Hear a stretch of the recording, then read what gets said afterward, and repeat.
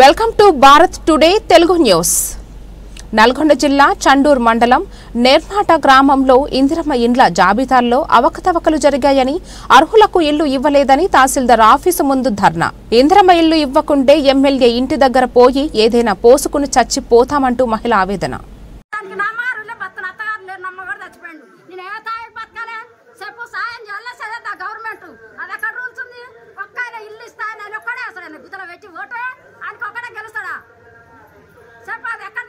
ఆయన ఏడొచ్చి మాట్లాడతాడు, ఊళ్ళో ఇప్పుడు ఇల్లు వచ్చినా రికార్డు కావాలా, ఎమ్మెల్యే కాడికి పోయి ఏది చేయాలంటే అది చేస్తాం. ఆయన సావననే ఆ ఇంటి ముందు అలా చూసుకో, అంత జిద్దు చేస్తాం.